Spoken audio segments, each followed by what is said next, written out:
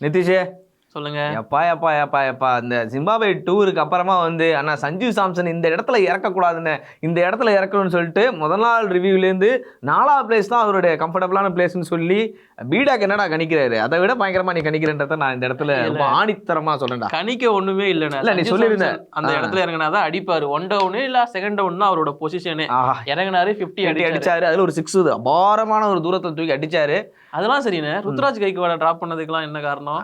என்னடா தெரியாத அரசியலா பேசுவா கிரிக்கெட்டா பேசுவா? இல்ல எல்லாமே பேசலாம், வீடியோக்குள்ள போயிட்டு பேசலாம், ஆரம்பிக்கலாம். இது ஒரு பிரச்சனை இருக்கு. இன்னொரு பக்கம் வந்து அபிஷேக் சர்மாவை ஏன் டவுன் த ஆர்டர் இருக்கிறாங்கன்றது ஒரு பிரச்சனை இருக்கு. அதெல்லாம் தாண்டி ஒரு பிரச்சனைன்னா அதுல தாதான்னு ஒருத்தர் இருக்கணும்ல. நம்ம தாதாவே பிரச்சனை பண்ணா எங்க போய் நீ பாட்டு தேடுறதா இருக்கு.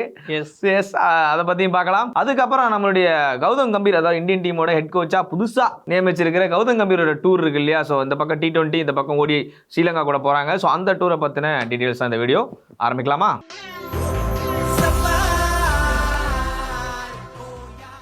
ஆலிநாட் ஸ்போர்ட்ஸ் நேயர்களே அனைவருக்கும் வணக்கம். நான் விஜய் சிட்டி, என்னுடன் show producer, editor, cameraman, anchor இப்படிதான் நிதிஷ். எல்லாத்தையுமே சேர்ந்து செய்த கலவை நிதிஷ் அவர்கள். இல்ல எல்லாமே பண்ண வந்துடும் உனக்கு. சரி, ஓகே, கண்டென்ட்குள்ள போலாம். Zimbabwe versus India T20 series அதான் வின் பண்ணிட்டாங்களே, முடிஞ்சு 4-1 சொல்லி வின் பண்ணிட்டாங்க. இப்போ வின் பண்றதா முக்கியமா? வின் பண்றதா இல்ல, இது ஒரு ஜாலியான ஒரு மேட்சா நீங்க எடுத்துக்கலாம். நீங்க ஃபர்ஸ்ட் மேட்ச் பார்த்தா தோத்துனாங்க, அதுக்கப்புறம் 4 மேட்ச் சூப்பரா பர்ஃபார்ம் பண்ணியிருந்தாங்க. பட் நீ சொன்ன மாதிரி வின் பண்ணதான் முக்கியமானு கேட்டேன்னா கிடையாது. என்னை பார்த்து நிறைய குளறுபடி இருந்துச்சு. பட் இதுக்குள்ள வந்து முடிச்சிருவேன் ஃபர்ஸ்ட். அதான் டீம் இந்தியா வந்து 4-1 சொல்லி ஜெயிச்சிட்டாங்க. So player of the series வந்து வாஷிங்டன் சுந்தர் வாங்கியிருந்தாரு. பிளேயர் ஆஃப் த மேட்ச் வந்து தூபே வாங்கியிருந்தாங்க. நிறைய பேர் கொஸ்டின் கேட்டிருந்தாங்க, தூபேக்கு எப்படி நீங்க பிளேயர் ஆஃப் த மேட்ச் கொடுத்தீங்க அப்படின்னு சொல்லிட்டு. ஏன்னா முகேஷ் வந்து 4 விக்கெட் எடுத்திருந்தாரு அப்படின்னு சொல்லிட்டு. தூபே வந்து 2 விக்கெட் இருந்தாரு. பிளஸ் அந்த ரன் அவுட்டுமே ஒரு இம்பார்ட்டன்ட் தான். அதுக்கப்புறம் அவரோட பேட்ல 20+ வந்துச்சு இல்லையா, அதுவுமே ஒரு இம்பார்ட்டன்ட் தான். ஸோ அந்த அடிப்படையில் தான் அவர் பிளேயர் ஆஃப் த மேட்ச் கொடுத்தாங்க. பிளேயர் ஆஃப் த சீரிஸ் பக்கம் வந்தானா வாஷிங்டன் சுந்தருக்கு player of the series award கிடைச்சிருந்துச்சு. 8 விக்கெட் எடுத்துட்டு இருந்தாரு. And player of the match அவர் வாங்கினதை விட பிளேயர் ஆஃப் த சீரிஸ் அதிகமாக வாங்கியிருக்காரு. பிளேயர் ஆஃப் த சீரிஸ் 2 முறை வாங்கியிருக்காரு. பிளேயர் ஆஃப் த மேட்ச் ஒரே முறை தான் வாங்கியிருக்காரு. இந்த ரெக்கார்டு இது வரைக்கும் யாருமே பண்ணவும் முடியாது. ரொம்ப கஷ்டங்க. அதாவது அந்த 5 மேட்ச் கொண்ட சீரிஸ்ல ஒரு மேட்ச்ல கூட பிளேயர் ஆஃப் த மேட்ச் வாங்க மாட்டாரு. ஆனா பிளேயர் ஆஃப் த சீரிஸ் வந்து வாங்கிட்டு போயிடுவாரு. அதான்ப்பா வாஷிங்டன் சுந்தர் அப்படின்னு சொல்லிட்டு நிறைய பேர் நம்ம தமிழ்நாட்டில் நாயகன் மீண்டு வர்றார், வாய்ப்பு கொடுங்கலாம் சொல்லி பேசியிருந்தாங்க. ஆனா அஸ்வினே சொல்லியிருந்தாருன்னு. என்ன சொல்லியிருந்தாரு? நான் வந்திருக்கணும் அந்த இடத்துல அப்படின்றாரு. அப்படி கிடையாது. அஸ்வினுக்கு வயசாயிருச்சுன்னு அவர் ஒதுக்கிட்டாங்க. ஆனா அவர் இடத்துக்கு ஒருத்தர் வேணும்ல அவர மாதிரியே. அதனாலதான் வாஷிங்டன் சுந்தர் ட்ரை பண்றாங்க அப்படின்னு சொல்லியிருந்தாரு. தமிழன் போன இடத்துக்கு தமிழனே உள்ள கொண்டு வாங்கன்றாங்க. அதே மாதிரி டைப் ஆஃப் பிளேயர் தானே. ரைட் சூப்பர் ஒத்துக்கிறேன். இவனும் டிஎன்பிஎல் போன ஓப்பனிங் ஆடுவாரு. இப்ப அவரும் ஆடிட்டு இருக்காரு. 2 பேருமே ஆல்ரவுண்டர் தான். ஓகே, ஸோ இது ஒரு பக்கம் இருக்கட்டும். இந்த டூருக்கு நடந்த ஒரு நல்ல விஷயங்கள்லாம் இதுதான். இதுக்குள்ள நடந்த நிறைய குளறுபடி இருக்கு. அந்த குளறுபடி பத்தி பேசுவோம். சொல்றா தம்பி. ஒன்று வந்து சஞ்சு சாம்சனோட பிளேஸ் வந்து மாறினது. இன்னொன்று முக்கியமாக சொல்லணும் அப்படின்னா, சஞ்சு சாம்சனை நீங்கள் 2 டவுனோ இல்லை 1 டவுனோ அடிக்கிறீங்கன்னா கண்டிப்பாக அந்த ஸ்கோர் அப்படிங்கிறது அடிச்சு காட்டியிருப்பாரு, ப்ரூவ் பண்ணியிருப்பாரு. இப்போ வந்து ஒரு மேட்ச் தான் அடிச்சாரு அப்படின்னு சொல்லிட்டு திரும்பவும் ஒதுக்குவாங்க. நீ கேட்டிருந்த ருத்ராஜ் கைக்வாட் ஏன்னா உட்கார வச்சுட்டாங்க லாஸ்ட் மேட்ச் சொல்லி. அவ்வளவுதான். கெய்க்வாட் இருந்தா அப்புறம் சுப்மன் கில்லை விட அதிகமா அடிச்சிட மாட்டாரப்பா. இது ஒரு அரசியல் இருக்குல்ல. இது வந்து உண்மை. வெளியில சொல்லிக்கிறது என்னன்னா, இப்போ சஞ்சு சாம்சனுக்கு அந்த இடம் கொடுக்கணும்ல, அதனால கில்ல வந்து நீங்களே வந்து 3 மேட்ச் ஜெயிச்சிட்டேன், இதுக்கப்புறம்லாம் ஜெயிக்கிறதுக்கு ஒண்ணுமே இல்ல, நான் வந்து சஞ்சு சாம்சன் முன்னாடி அனுப்பிச்சு அவரை கேப்டன் பண்ண விட்டுறேன், அபிஷேக் சர்மா ஓபன் பண்ண வச்சுறேன், நான் போய் உட்காந்துறேன்னு சொல்லி கில்லு போயிருக்கலாமே. எஸ், ஏன்னா அபிஷேக் சர்மா 1 டவுன் இறக்கி விட்டாங்க. அப்ப வந்து ஆடவே இல்லை அவரு. இப்ப அவ்வளவுதான், அவருக்கும் ஒதுக்கப்படுவார். கிட்டத்தட்ட ஃபர்ஸ்ட் மேட்ச் ஓபன் பண்ணாரு, 0 டக் அவுட், எல்லாருக்கும் தெரிஞ்ச விஷயம் தான். அது ரெண்டாவது மேட்ச் போயிட்டாங்க. 2வது மேட்ச் போலன்னு பொழந்தாரு.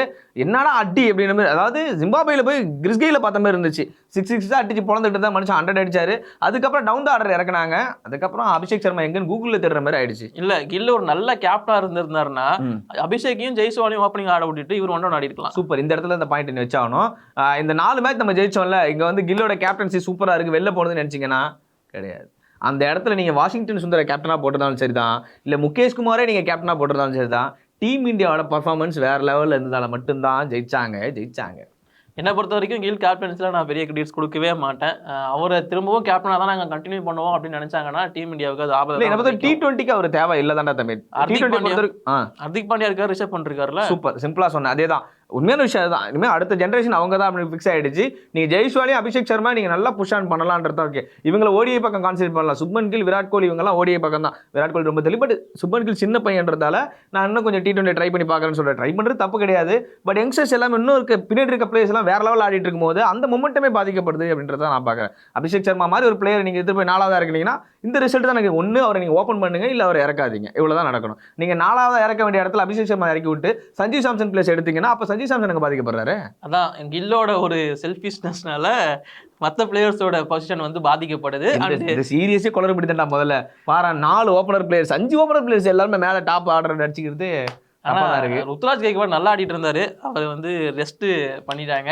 ஏன் எல்லாம் ஒரு காரணம் தான், எல்லாம் ஒரு ரீசன் தான். மேன் ஆஃப் தி சீரிஸ் எது வாங்கிட்டாருன்னா கேப்டன் கொடுத்துட்டாங்க அடுத்தது கூப்பிட்டு. நல்ல ஆவரேஜ் வேற வச்சிருக்காரு, நல்ல ஸ்ட்ரைக் ரேட் வேற இருக்கு. ஆமா, சோ விடுங்க, நம்ம என்ன பண்ண முடியும்.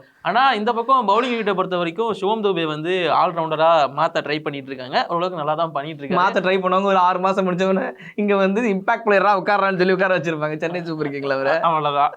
இன்னொன்று வந்து முகேஷ் குமார் நல்லா பண்ணிட்டு இருக்காரு. ஆனா பிஷ்னாய்க்கு மட்டும் விக்கெட்டே விழ மாட்டேங்குதுன்னு. பிஷ்னாய் வந்து குல்தீப் அது மாதிரி கவனிக்க ஆரம்பிச்சிட்டாங்கன்னு நினைக்கிறேன். போதும் ஓவர் தட்டி எடுத்துருவாரு. இப்ப சகால் மாதிரி மாத்திட்டாங்க இவரை. அப்ப சகால் மாதிரி ஆப்ஷன்ல தான் உட்கார பின்னாடி அப்படின்னு சொல்ல போறாங்க. இன்னொன்னு வாஷிங்டன் சுந்தர் அவரோட எமர்ஜென்சி காட்டிட்டாரு. திரும்பவும் நிறைய சீரிஸ் ஆடுறதுக்கான வாய்ப்பு இருக்கு.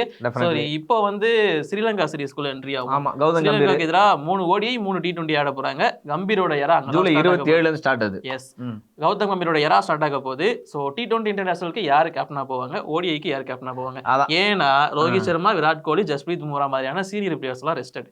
இதுல முதல் ரெஸ்ட் வந்து விராட் கோலிக்கு தான் சொன்னாங்களாமே, நீங்க கொஞ்சம் ரெஸ்ட் எடுங்க அப்படின்னாங்களா. பக்கத்து அப்படின்னு இல்ல உங்க கூட எல்லாருக்கும் நாங்க ரெஸ்ட் கொடுக்குறோம் அப்படின்னு. ஆல்ரெடி ரெஸ்ட் எடுத்தா வேர்ல்டு கப்புக்கே வந்தேன் அப்படின்னு. இல்ல பரவாயில்ல, இன்னும் கொஞ்சம் ரெஸ்ட் எடுங்க எடுத்துட்டு.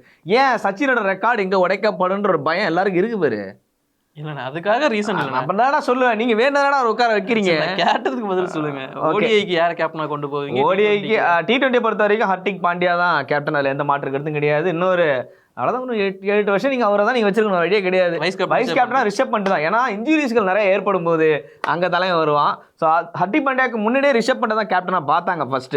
அதுக்கப்புறம் தான் வந்து ஹர்திக் பாண்டியாவை போட்டுமே அப்படின்னு சொல்லிட்டு அவர் முன்னாடி கொண்டு வந்தாங்க.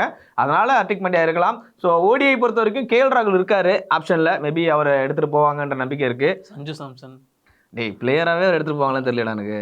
ஆமாம்ல டேய் அவர் சைடு நான் ஆடலைன்னு சொல்லடா, கிரிக்கெட்ல அரசியல்னு சொல்கிறேன். அந்த இடத்துக்கு தேவை இல்லையே. இல்ல வந்தா நல்லா இருக்கும்ல, அவரும் கேப்டனா பண்ணா. பட் ரோஹித் சர்மா, விராட் கோலிலாம் இல்லைன்ற பட்சத்தில் நீங்கள் சஞ்சு சாம்சன் எடுத்துகிட்டு போகிறது நல்லது தான் நான் நினைக்கிறேன் ODI ஃபார்மேட்டுக்கு. பிகாஸ் ஒரு லாங் இன்னிங்ஸ் ஒரு பிளேயர் தேவை. என்ன T20 இவங்க கில்லி மாரி ஆனாலும் அந்த சைடு அனுபவம் தேவைன்றதால நீங்கள் தானே ஸ்ரீலங்காவுக்கு போகும்போது எதுக்கடா அனுபவம்னு ஒன்று கேட்க தோணுது. சொல்ல முடியாது, ஜிம்பாப்வேவே அடிக்கிறாங்க, ஸ்ரீலங்கா திருப்பி அடிச்சாலும் ஆச்சரியப்படுறீங்க. சிராஜ்லாம் இட்டு போயிடாதீங்க, மேட்ச் போர் அடிக்கும். 10 ரன்ல மேட்சை முடிச்சு விட்டுருவான். சிராஜ் அங்கே தான் நல்லா போலிங் பண்ணுவாரு. ஸ்ரீலங்காக்கு எதிராக மட்டும் நல்லா அப்படிங்கிற மாதிரி 6 பாலுக்கு 6 விக்கெட் கூட எடுக்கலாம் சிராஜ். வேணாம் அது மட்டும் அவாய்ட் பண்ணுங்க. அதான் இந்த மாதிரி எடுத்துகிட்டு போவாங்கன்ற நம்பிக்கை எனக்கு. உனக்கு யார் கன்சிடர் மைண்ட் செட்? இல்ல இப்போதைக்கு வந்திருக்கிற தகவல் படி KL ராகுல் தான் ODIக்கு வந்து. தகவல் வந்து தான் சொல்லிட்டு இருக்கியா? இல்ல ஆமா இருக்கு. அதான் T20க்கு ஹர்திக் அண்ட் ரிஷப் பண்ட். நார்மலா ரிஷப் பண்ட் தான் மெயின் விக்கெட் கீப்பரா இருக்க போறாரு. ஸோ அங்க சஞ்சுக்கு வாய்ப்பு கொஞ்சம் கம்மி தான். பட் ODIல கொஞ்சம் வாய்ப்பு கிடைக்க வாய்ப்பு இருக்கு. ஸோ இப்போ வந்து அந்த மாதிரியான ஒரு மொமெண்ட் போயிட்டு இருக்கு. ஏன்னா சீனியர் பிளேயர்ஸ்லாம் ரெஸ்ட் ஆக போறாங்க. மேபி சஞ்சுவை கேப்டனா போட்டா நல்லா இருக்கும்னு தோணுச்சு. ஆனா போட மாட்டாங்க, கேட்டா ஃபியூச்சர்னு வாங்க. சரி விடுங்க. அதாவது டீம்ல இடம் கிடைக்கிறது மொதல் ஜோக்கு, அதில் ஒரு கம்ஃபர்டபுளான பொசிஷன் ஆடுறாருன்றது 2வது ஜோக்கு. இதெல்லாம் தாண்டி ஒரு எக்ஸ்ட்ரா பிளேஸ் பண்ண பார்த்தியா, அவர் கேப்டன் ஆக்குங்கன்னு சொல்லிட்டு ராஜஸ்தான் யூனிட்டே அடுத்த வருஷம் அவரை கேப்டன் ஆச்சிருப்பாங்களான்னு தெரியலடா. அங்கே அவர் மட்டும் தான் கேப்டன். பார்க்குறப்ப மெகா ஆக்ஷன் வரும்ல, பட்லர்லாம் ரிலீஸ் தான்வா. அப்போ நாங்கள் CSK எடுத்து கேப்டன் ஆகிக்கிறோம். வாய்ப்பு இல்லையா? அங்கே ரிஷப் மட்டும் தூக்குவாங்க. இல்லை டெல்லி தர மாட்டாங்க. ஓ அப்படி. இப்போ வாங்க டெல்லி கேபிட்டல்ஸ். இப்போ அந்த விஷயத்துக்குள்ள வரும். கரெக்டாக சொன்ன, லீடு கரெக்டாக எடுத்தாச்சு. டெல்லி கேபிட்டல்ஸ் பக்கம் வரும். IPL ஒரு ஆஸ்தான அணியாக இருக்கக்கூடிய, அதுவுமே கப் எடுத்தது கிடையாது, அதான் உண்மையான தகவலும் கூட. ஸ்டில் அந்த டீமோட ஹெட் கோச்சாக இருந்தவர் நம்மளோட ரிக்கி பாண்டிங். சரி, அந்த 7 வருஷமா அவர் அங்கே சர்வ் பண்ணிட்டு இருந்தார்ல ஹெட் கோச்சா. ஸோ இதுக்கப்புறமா ஹெட் கோச்சா அவர் இருக்க போறது இல்லை அப்படின்னு சொல்லிட்டு அவர் ரிலீவ் பண்ணி அனுப்பி விட்டாங்க. டெல்லி கேபிட்டல்ஸ் மியூச்சுவலி பிரிஞ்சிட்டோம் அப்படிங்கிற மாதிரி சொல்லி வடக்கு கிழக்கு டெல்லி ரிக்கி பாண்டிங். பட் இருந்தாலும் நடந்த விஷயம் வேற அப்படிங்கிற மாதிரி தான் இப்போதைக்கு சொல்லியிருக்காங்க. அது கங்குலியுமே ஓப்பன் அப் பண்ணி சொல்லியிருக்காங்க. அங்க உள்ள வந்து நார்தர் விளையாட்டு விளையாண்டது யாருன்னு பாத்தீங்கன்னா சௌரவ் கங்குலி. நம்ம கங்குலி மேல பெரிய ரெஸ்பெக்ட் இருக்கு எனக்கு. அந்த கங்குலி வந்து டெல்லி கேபிட்டல்ஸோட டைரக்டர் ஆஃப் கிரிக்கெட். ஸோ அவர் வந்து மேனேஜ்மெண்ட் போய் கேட்டிருக்காரு. 7 வருஷமா பெருசா வந்து ரிக்கி பாண்டிங் எதுவும் பர்ஃபார்ம் பண்ணல, அதாவது ஒரு கோச்சா பெருசா எதுவுமே சக்சீட்டா அமையல, அதனால அவர் வேணாம், ஒரு இந்தியன் கோச்சை நீங்க புஷ் பண்ணலாமே அப்படின்னு சொல்லிருக்காரு. அவர் சொல்லும் போது இந்தியன் கோச்சை புஷ் பண்ணலாமேன்னு இருக்காரு. திரும்பவும் இந்தியன் கோச்சை புஷ் பண்ணலாமே அவரு தான் முன்னிறுத்திருக்கிறாரு. எஸ் எக்ஸாக்ட்டா நீங்க சொன்ன மாடுலேஷன்ல தான் சொல்லிருக்கு. சௌரவ் கங்குலி வந்து டெல்லி கேபிட்டல்ஸ் கிட்ட போய் சொல்லிருக்காரு, ஒரு நல்ல இந்தியன் கோச் இருந்தா நல்லா இருக்கும், ரிக்கி பாண்டிங் சக்சஸ் இல்ல, நல்ல இந்தியன் கோச்சை பார்த்து அப்பாயின்ட் பண்ணுங்கன்னு சொல்லிருக்காரு. அதுக்கு டெல்லி கேபிட்டல்ஸ் மேனேஜ்மெண்ட் தான் ஏன் நீங்களே இருக்க கூடாது அப்படிங்கிற மாதிரி ரிக்வெஸ்ட் வச்சிருக்கிறதா. உங்களுக்கு விருப்பம் இது நான் கேட்கல, உங்களுக்கு மேபி அதான் விருப்பம்னா சரி யோசிச்சு சொல்றேன் அப்படின்னு இருக்கு அப்படியே. எஸ், அவரோட கான்ட்ரவர்சியலான பேச்சில் இதுவும் ஒன்று. இது அவரே சொல்லியிருக்காரு வெளியில். அண்ட் அது மட்டும் இல்லாமல் ரோஹித் சர்மாவை நான் கேப்டனாக அப்பாயிண்ட் பண்ணதுக்கு நான் இப்போ பெருமைப்படுறேன். அவரை அப்பாயிண்ட் பண்ணும்போது விராட் கோலியை நான் ஒதுக்கும் போது எல்லாரும் திட்டினாங்க. எஸ்பெஷலி விராட் கோலி ஃபேன்ஸ் கொண்டு விராட் நான் நடந்து போறப்பெல்லாம் என்னை வந்து முறைச்சு பார்த்துக்கிட்டே இருந்தாரு அப்படின்றதுலாம் நிறைய வதந்திகள் வந்துட்டு இருந்துச்சு. நம்ம பார்த்துக்கிட்டு தான் இருந்தோம். அது வதந்திகள் சமாளிச்சுட்டு போயிருந்தோம், பார்த்துக்கிட்டு இருந்தார். பட் ஆனால் நான் ரோஹித் சர்மா கேப்டனா சூஸ் பண்ணதுக்கான காரணம் உங்களுக்கு தெரியும். இன்னைக்கு கப் எடுத்து கொடுத்துருக்காரு. அன்னைக்கு நான் MS தோனி எப்படி உள்ள கொண்டு வந்தோன்னே டீம் இந்தியா சக்ஸஸ் ஆச்சோ அதே மாதிரி தான் இன்னைக்கு ரோஹித் சர்மா எடுத்துட்டு வரும்போது டீம் இந்தியா சக்ஸஸ் ஆகுது. ஸோ என்னுடைய ஃபோக்கஸ் எல்லாமே தெளிவாக தான் இருக்கு, புரிஞ்சுக்கிங்க அப்படின்னு. இவ்வளோ டீட்டெயிலாக அவர் சொல்லுவாங்க. தோனி உள்ள கொண்டு வரல அவர் சொன்னது நான் ரோஹித் கேப்டன் ஆகிறதுக்கு சந்தோஷப்படுறேன். அப்போ என்ன கிரிட்டிசைஸ் பண்ணவங்களாம் இப்போ என்ன பாராட்டுறாங்க அப்படிங்கிறத சொல்லியிருந்தாரு. அப்போ தோனியை கொண்டு வந்து ஒரு நல்ல மூதண்ட தம்பி அதிகம் பாராட்டுவோம். அது கண்டிப்பாக தோனி மட்டும் இல்லை, யுவராஜ் சிங்கை பேக் பண்ணது, ஜாகிர் கானை பேக் பண்ணது எல்லாருமே அவ்வளோதான். அப்போ வந்து அடுத்த வருஷம் டெல்லியோட கோச்சா நம்ம கங்குலி தான் பார்க்க போகிறோம். இல்ல எனக்கு கன்ஃபார்மா இல்ல. என்னடா அப்ப அவர் தானே சொல்றாரு. அப்புறம் ஒரு இந்தியன் கோச் அப்படி சொல்றாருல, நல்லா அவர் வரதுக்கான பாசிபிலிட்டிஸ் இருக்கு. கேட்டிருந்தாலே கொடுத்துருப்பாங்களே, எதுக்குன்னு இந்த டிராமா எனக்கு புரியல. அது சுச்சகம் அவரே போய் உட்கார கூடாதுல்ல, அவர் தேடி வரணும்டா. டேய் அப்படி ஆள் தாதா. சரி சரி சும்மாவா தாதானா சும்மா நினைச்சுக்கிறியா? ஒரு காலத்து ஸ்பின்னர்ஸே தடடா.